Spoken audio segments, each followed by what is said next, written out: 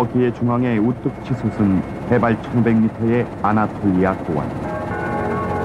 이 고원 중앙엔 대지를 가로지르고 갖가지 기암괴석이 줄지어 늘어서 있는 깊은 계곡이 계속돼 있다.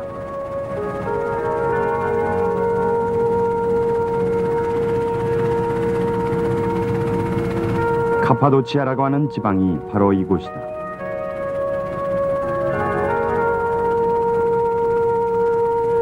이곳은 오랜 세월이 흐르는 동안 석회암지대가 침식되어 세계에서 그 유래를 찾아볼 수 없는 절경을 이루고 있다.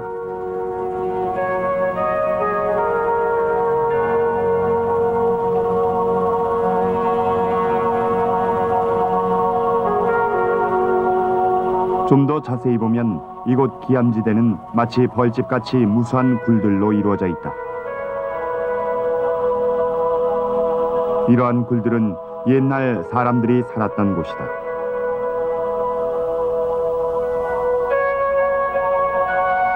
당시 이곳에는 속세를 떠나 산을 찾아 은둔 생활을 하던 그리스도교의 수도사들이 모여 살았다.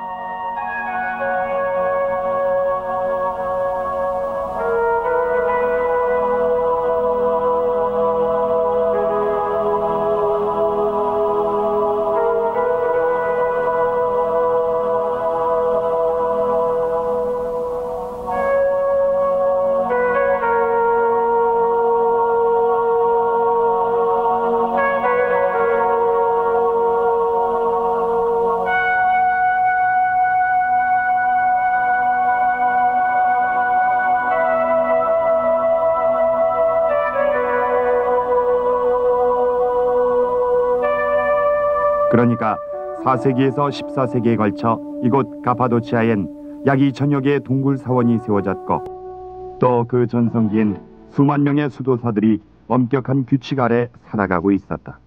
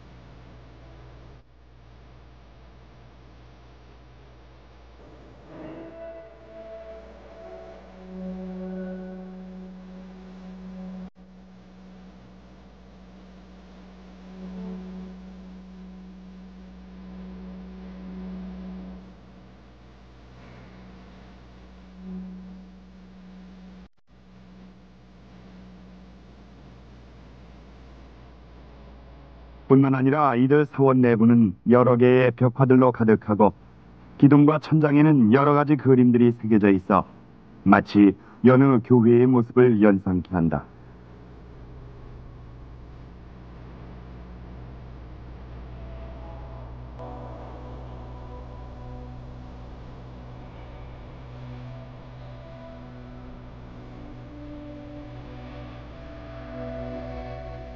이러한 벽화들은 예수 그리스도의 일대기를 기초로 하여 그린 그림인데 비잔틴 문화의 영향을 받은 것으로 보인다. 화법이 간단하고 힘이 넘치는 것은 바로 이들 가파도치아 사람들의 독창성에서 비롯된 것으로 보인다.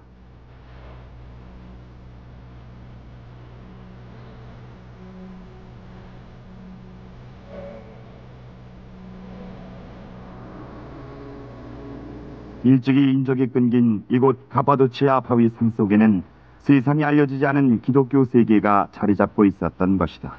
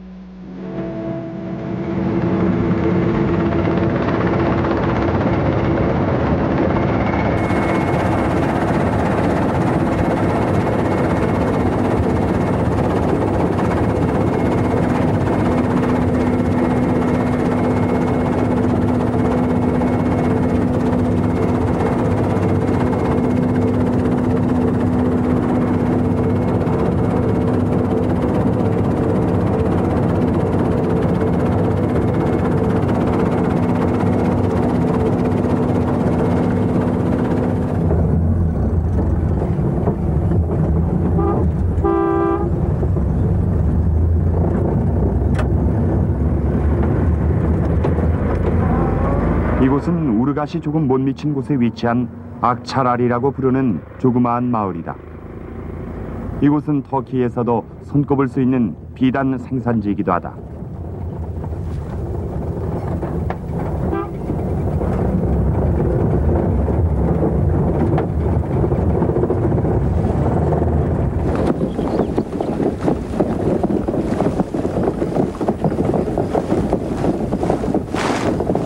이곳 터키 서부 지방에는 비단 생산으로 유명한 곳이 여럿 있다.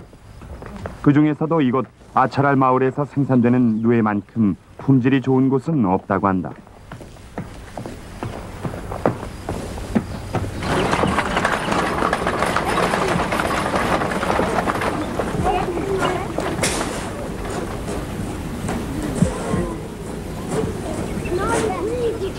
이제 황새의 새끼도 긴 나래를 펼치듯 이 마을에도 비단 생산의 계절을 맞이하게 됐다.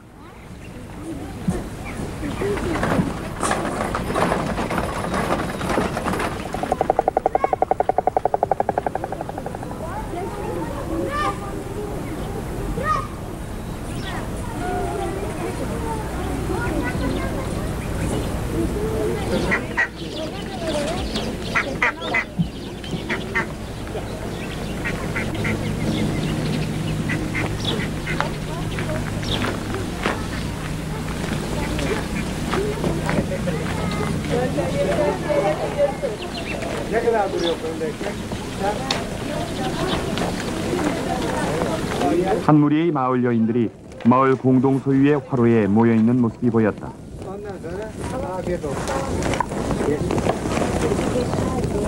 이곳에서는 10여 농가가 이처럼 화로 하나 가지고 공동으로 사용한다고 한다.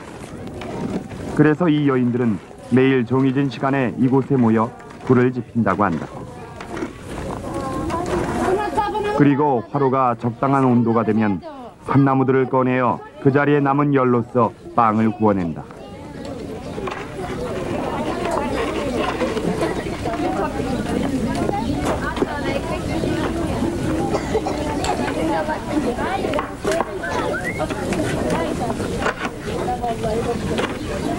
빵 이외에도 각 가정에서 만들어낸 요리들을 구워낸다.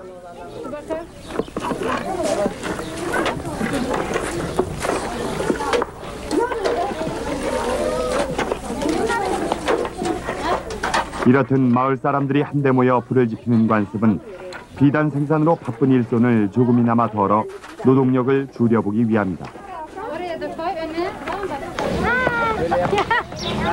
어쨌든 이러한 분위기에는 마을 사람들의 따뜻하고 훈훈한 인정이 흐르고 있었다.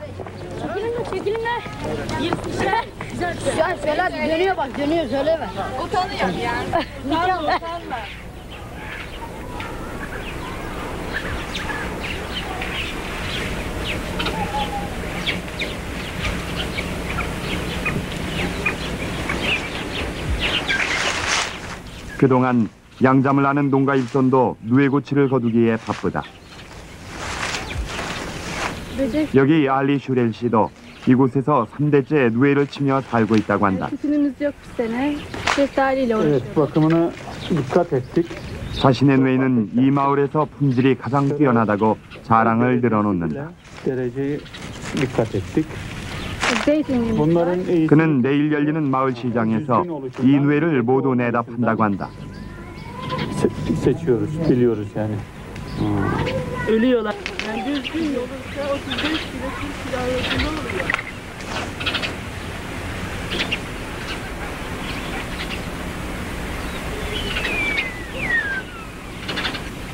비단은 숲속의 나뭇잎으로 제작된다. 기원전 1세기 로마의 시인 베르길리우스는 비단 직조 방법을 이렇게 설명했었다.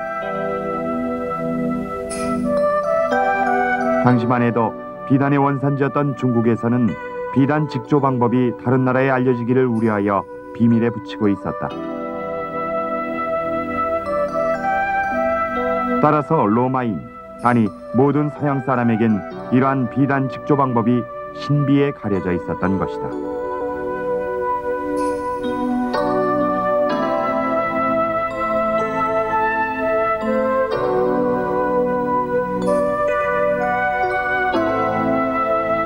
이러한 비단 직조 방법이 어떻게 서양 세계에 전해진 것일까? 현장법사가 전했다는 전설도 있다. 또 지금으로부터 1800년 전 타클라마칸 사막에 호탄이라고 하는 불교 왕국이 있었는데 그 호탄 왕이 왕비를 중국 황실에서 맞이할 때 들여왔다는 전설도 있다. 그러니까 호탄 왕은 당시 왕비에게 간곡한 부탁을 했는데 그 왕비가 호탄으로 시집올 때 누에알과 뽕잎을 시녀들과 함께 왕관 속에 숨겨와 호탄 왕국 전역에 퍼뜨리게 한 것이다. 이리하여 비단 직조 비밀이 처음으로 중국에서 서양 세계로 전해졌다는 설이 있다.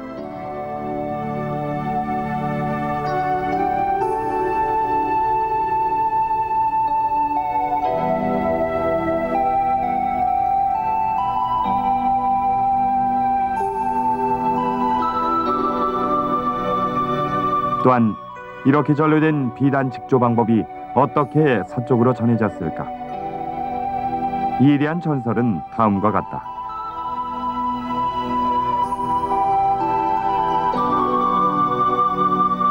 그러니까 6세기 중엽 2명의 승려가 먼 동쪽에서 당시 비잔틴 제국의 수도였던 콘스탄티노플로 들어왔다. 그때 이 2명의 승려가 나무 지팡이 속에다가 누에알을 몰래 숨겨가지고 들여왔다고 한다.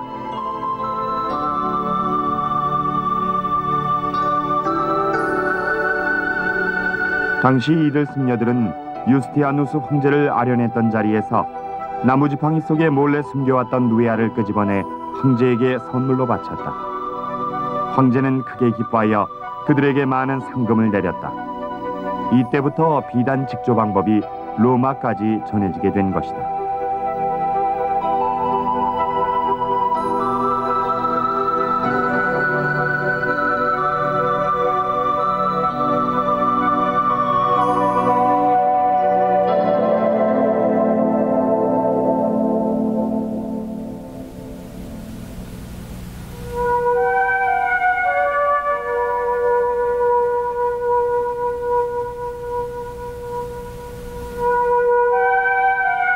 부르사 시인은 숲으로 둘러싸여져 있다.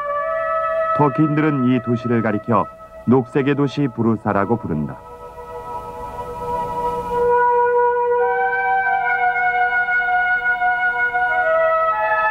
부르사 시는 아시아 대륙 가장 끝단에 위치한 도시이다.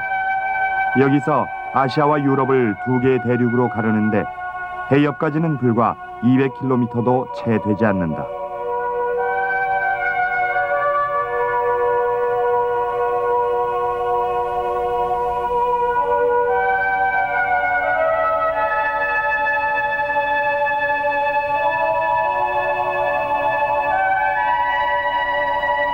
(14세기) 이 도시는 당시 오스만 터키 제국의 도읍지로 번영했었다. 오스만 터키 제국의 시조 술탄 오스만 칸 황제의 관이 오늘날 여기 남아있다. 부르사의 특산물인 아름다운 자수가 놓여있는 비단천이 관을 덮고 있다. 이렇듯 부르사는 그 당시부터 비단 생산지로서 그 명성이 널리 알려졌던 곳이다.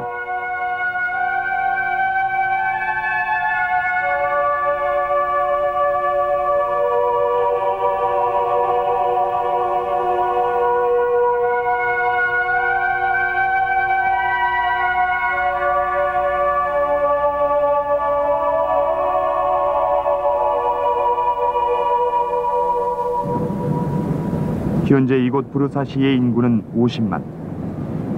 타일 지붕을 한 집들이 늘어선 거리에는 고대 도시의 정취를 한껏 느낄 수 있다.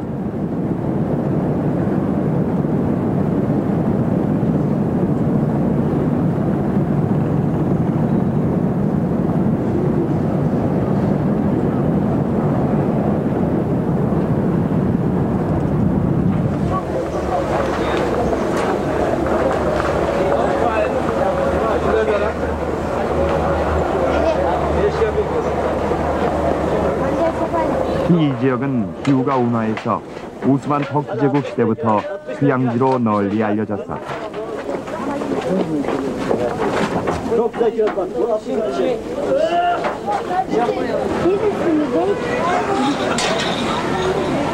부르사 시는 오스만 제국의 수도로서는 불과 40일도 유지하지 못했다.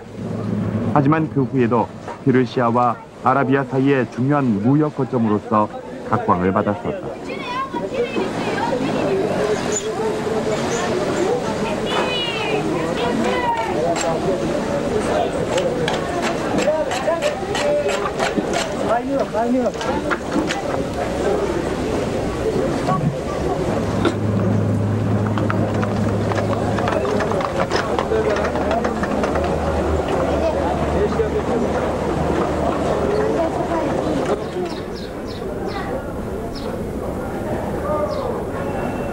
부르사시의 심장부라고 할 수 있는 이곳에는 호자안이라고 하는 석조 건물이 늘어서 있다.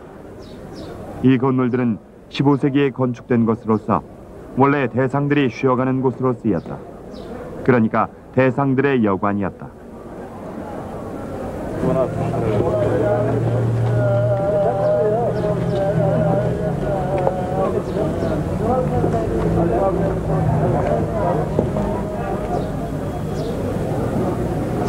하지만 오늘날 호자안은 그러한 곳이 아니다. 당시 대상들이 묵어가던 이 건물엔 이제 비단 도매업자들의 사무실이 들어서 있다.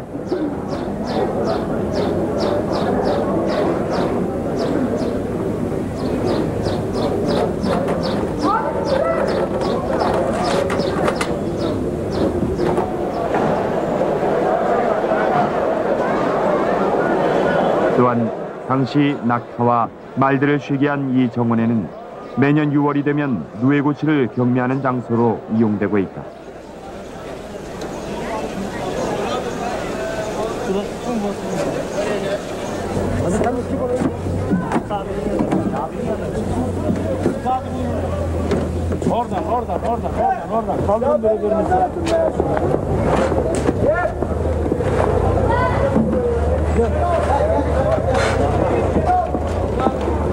호자한.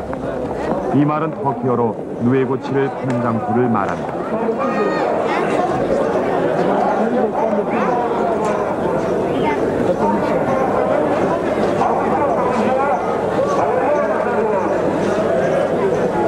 마침 취재팀이 도착한 시기가 누에고치 경매가 한창 무르익어 가던 때였다. 그래서 누에고치를 경매하는 사람들로 크게 붐비고 있었다.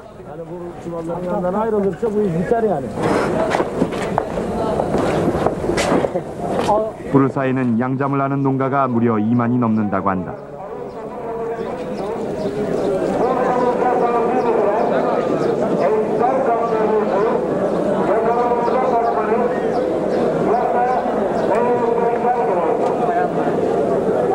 호자안의 누에고치 시장은 꼬박 6월 한 달 동안 계속된다.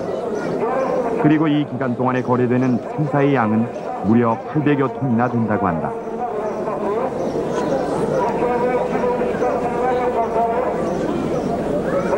이곳에서 누에고치를 경매하는 절차는 간단하다.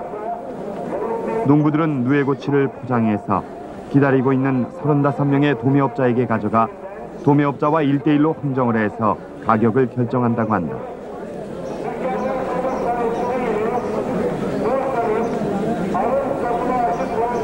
정원 한 모퉁이에서는 상인들이 개장 전 그날 거래가 될 누에고치 시세에 대한 정보를 교환하기 위해 분주하다.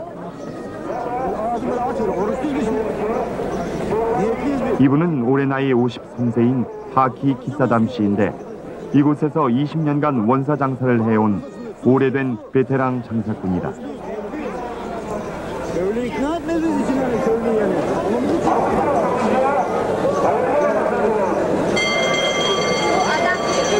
멸시의 벨이 울리고 오늘의 장사가 시작된다.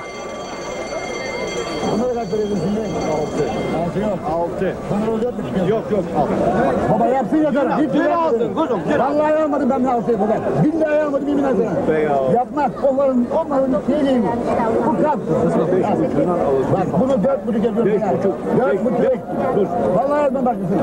Dursun bak. Yazmam bak babacığım. Yazmam. Bak. Şüphesini aldım onun için bunu da yazıyorum. Yazmam bak. 5,5 yazıyor. Yok. Vallahi yapmaz. Yok. 5,5 yaz dur. Öyle dur. Öyle dursun bana. Dur. Bırak parayı alıyorum.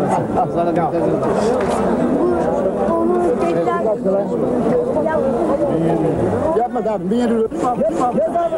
Yaz abi bak. Yaz. 이들 농부들에겐 달리 현금을 얻을 수단이 없기 때문에 오늘 이 누에고치 시장에서 누에를 판 돈은 이들 가족이 1년 동안 요긴하게 쓰게 된다. Ne istiyorsun amca? 1700. 사실 이 농부들에겐 오늘 이 누에고치 거래만큼 중요한 것도 없다. 1600 lira amca. 1650 lira verdiler kardeşim. Kimi? 하키 씨가 흥정을 시작한다. Vallahi verin ha. Bak. Vallahi verdiler. Bak sana yemin ediyorum. Mübarek günde yalan söyleme. Ver tezkereyi ver. Yap be ya. Kaç para yazalım buna kardeşim şimdi bırak şimdi. 1650. Bir kuruş da sana yok. Bu 1650 lira olmaz mı yenge? Vermişler ama başka işi başka gitmişler. Burada bir şey yok yenge bak. Başka işi bak. Bak. Allah aşkına yapmışlar bak. Hiçbir şey yapmıyor yani. Malda hiçbir şey yok yani. Hep bakıyor. Bana 1625 lira. 1625 lira diyorum bak. İpek yolu, İpek yolu. Hayır 1090 lira. Aman 1000. Ama mal yapmış adam. Yok canım. Aynı. getir, bana gel. Aynı evde yap. Bana yine öyle isterim ben. Anneciğim.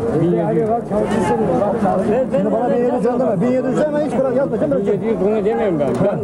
Bunda bir şey yok yani. Bak bu malda hiçbir şey yok.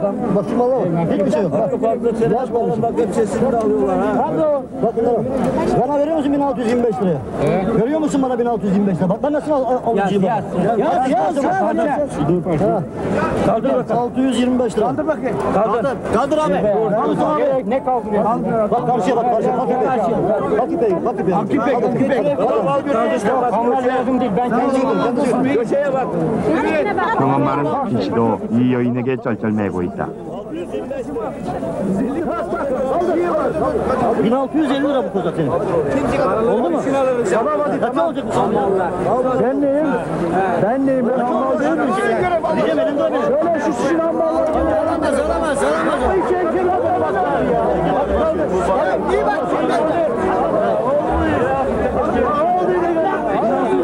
분명 실크로드 전성기에는 이렇게 하키 씨처럼 오아시스 시장에 가만히 앉아 대상들이 가져오는 물건들을 사주는 상인들은 없었을 것이다.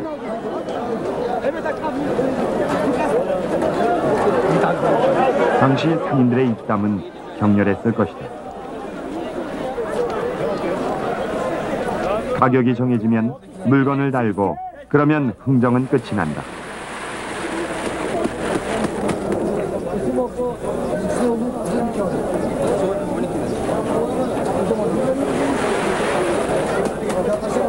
알리 씨는 1kg당 1,400리라에 가지고 온 누에를 운반한다. 50리라는 더 받을 수 있었을 텐데 하며 못내 아쉬워하는 모습이다. 그는 올해 모두 14만 리라를 벌었다. 그는 손자들에게 줄 선물을 사가지고 들어가야겠다고 한다.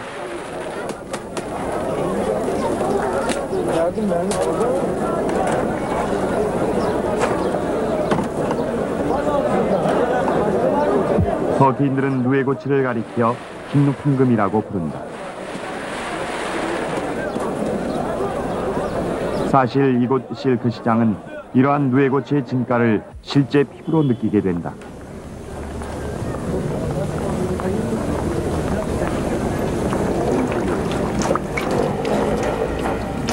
하키 씨는 철저한 비단상입니다. 또한 열렬한 회교 신자이기도 하다. 그래서 장사가 끝나면 몸을 깨끗이 씻고 회교 사원에 나와 기도를 한다.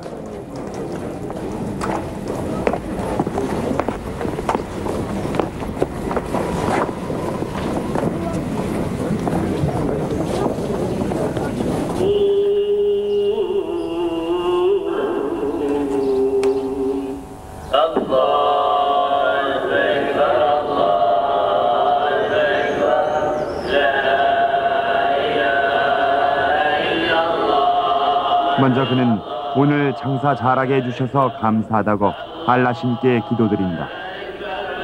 이곳엔 다음과 같은 귀절이 쓰여 있다.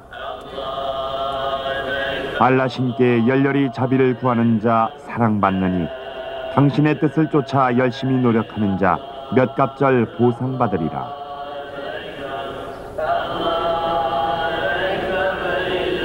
다시 말해서 깊은 신앙심을 가진 자는 항상 장사를 해서 많은 이익을 가지게 된다는 것이다. 그래서 그런지 이들이 하는 기도에서 아주 진지한 모습을 엿볼 수 있었다.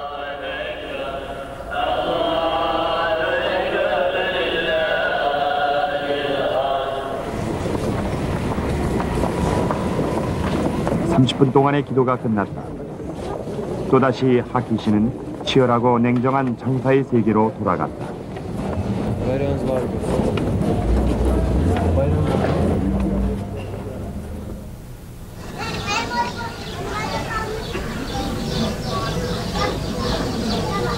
이것은 부루사시에 있는 하키 씨의 집이다.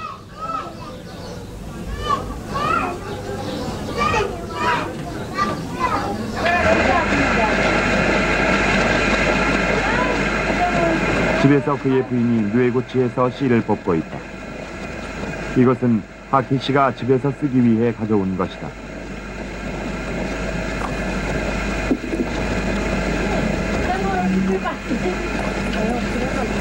이 큰 솥은 하키 씨가 할아버지 때부터 사용해 온 것이란다.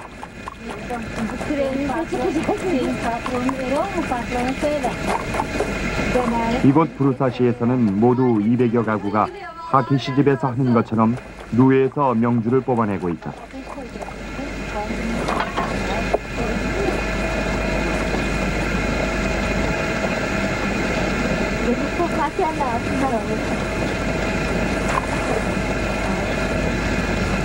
이러한 명주실 한 가닥을 뽑아내는 데는 누에고치가 30여 개 정도 필요하다고 한다.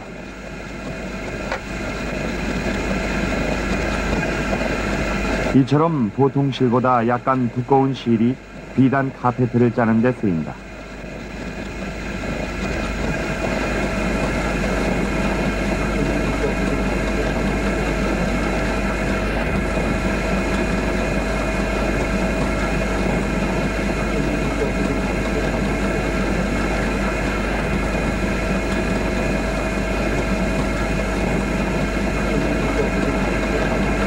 아득한 옛날 중국에서 다른 나라로의 반출을 엄격히 금지했던 비단 직조 방법도 길고 긴 실크로드를 거쳐 이곳 머나먼 아시아의 끝 부루사시에까지 뿌리를 내리게 됐던 것이다.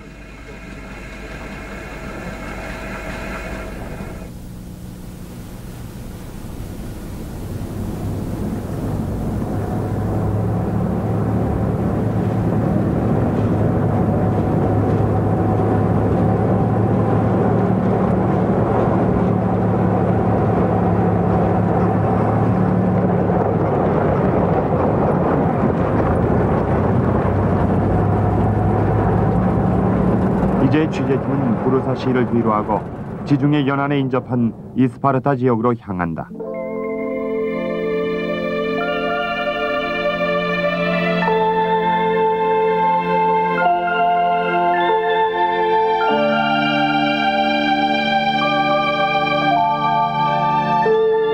여기 평평한 초원에는 옛부터 왕의 길이라 일컫는 돌을 깔아 만든 길이 있다. 본래 이 길은 고대 피르시아 황제의 군대가 사용했던 길이다. 그러니까 기원전 6세기 피르시아의 키루스 왕이 이 지역을 정복하고 나서 놓은 길이다. 이것이 바로 인류 역사상 최초의 고속도로인 것이다. 그 후 피르시아는 더욱 세력이 강성해지자 더욱 많은 왕의 길을 만들었다.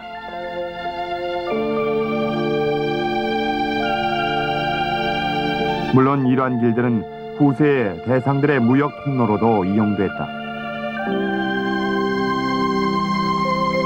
이곳 역시 그 옛날 낙타 대상들의 방울소리가 울려 퍼졌던 그러한 곳이었으리라.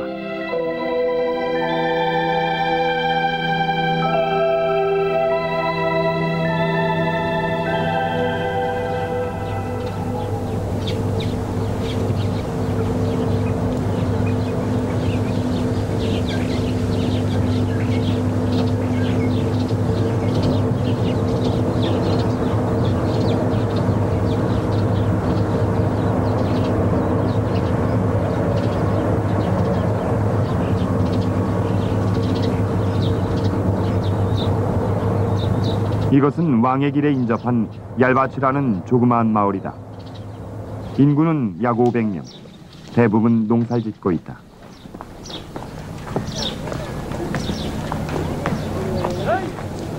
이곳 마을의 거리는 마치 옛날 고유가 흐르듯 정적만이 감돌고 있다.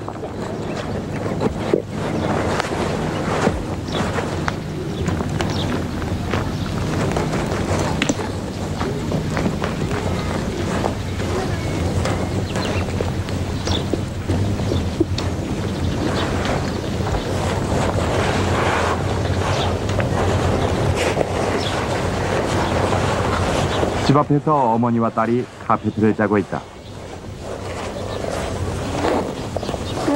이 지방에선 처녀들이 혼인을 하기 전에 어머니에게 카페트를 짜는 법을 배워서 시집을 갈 때 자기가 짠 카페트를 가지고 가는 관습이 있다.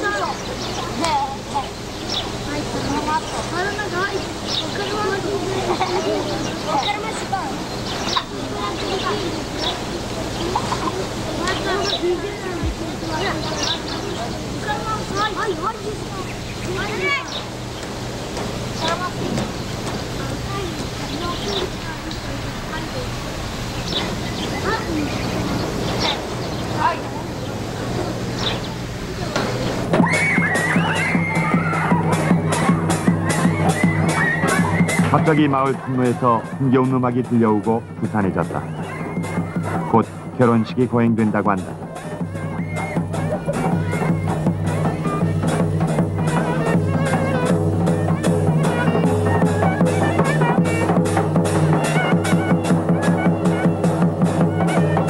마을 남자들이 신부 집 앞에서 춤을 추고 있다.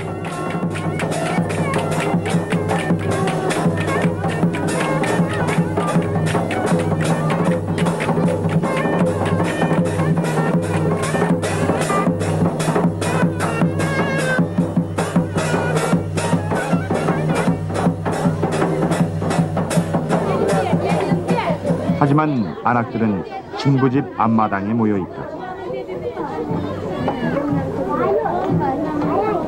남자라곤 한 사람도 보이지 않는다.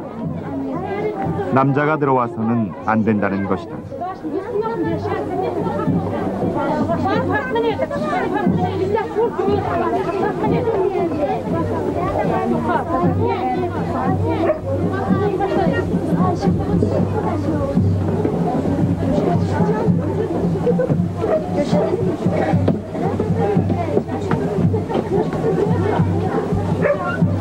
신부의 이름은 쉐크라.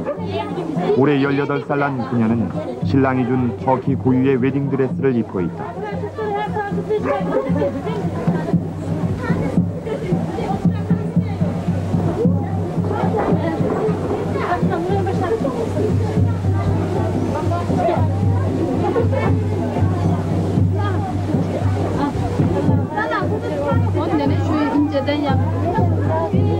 이분은 신부의 어머니다.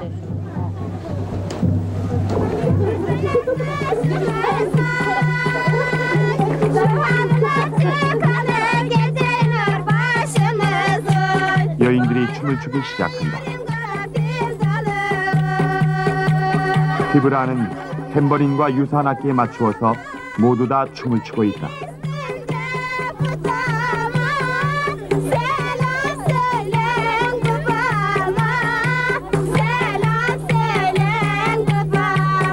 이제 신부도 그들과 함께 춤을 춘다.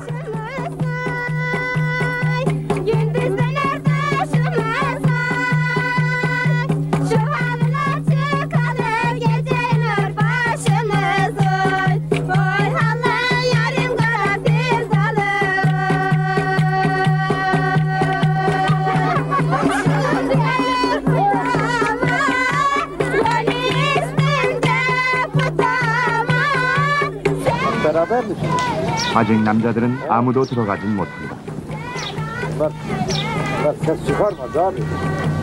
신부의 아버지 무스타파 씨 역시 외로운 표정을 지은 채 마을 광장에 앉아 있다.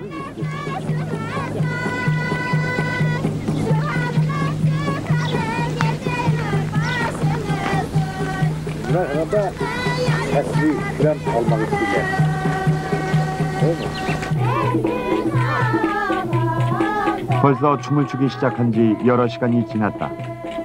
해는 서산에 걸렸지만 이들의 춤은 여전히 그칠 줄 모른다.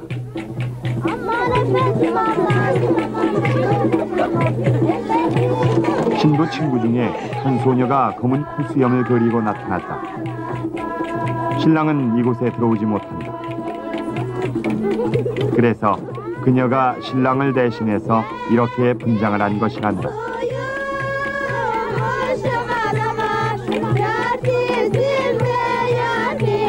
쉐크라 양은 마냥 즐겁게 춤을 추기만 한다.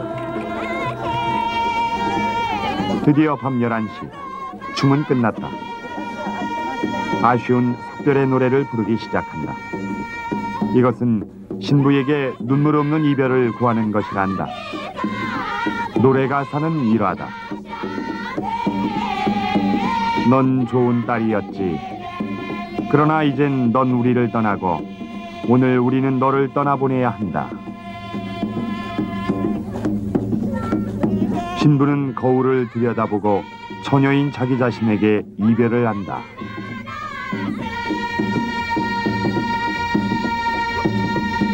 이러한 석별의 노래는 새벽까지 계속된다.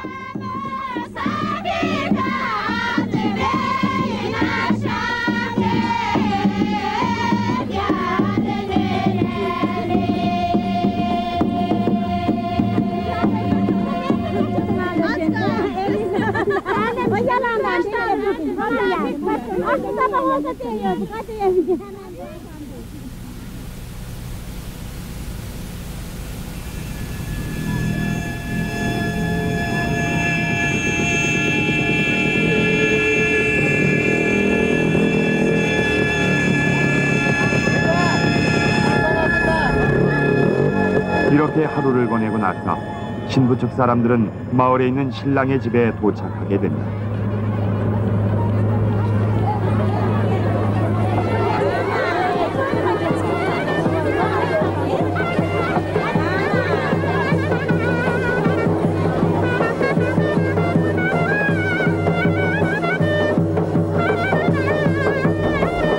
신부의 얼굴은 면사포에 깊숙이 가리워져 있다.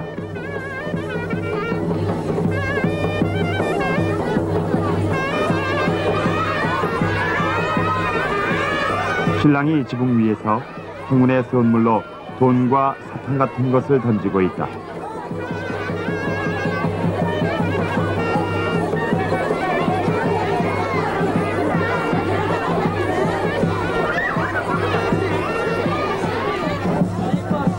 신랑인 카제로랄구는 올해 23이다. 그의 옷 전체에는 결혼 축하금으로 받은 돈이 붙어 있다.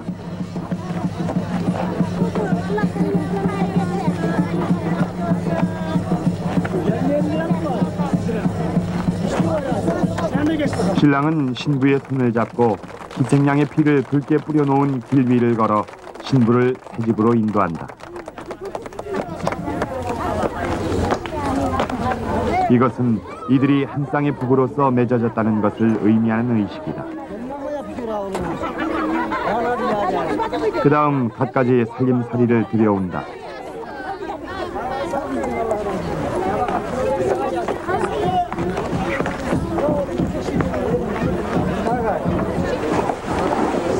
이것은 쉐크라 양이 꼬박 1년에 걸려 짜낸 카페트다.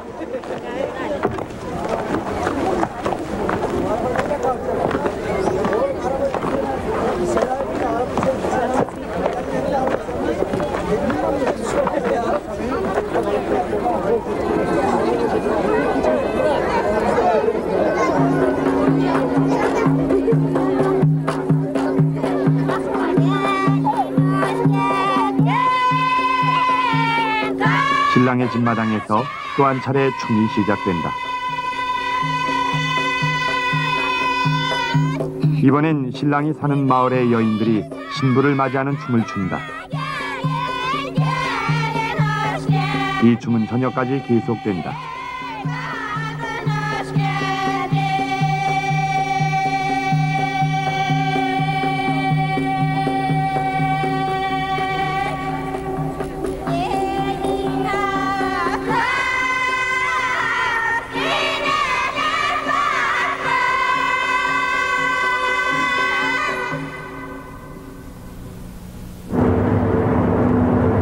이제 취재팀이 탄 차는 얄바츠 마을을 떠나 보스포러스 해협을 향해 달린다.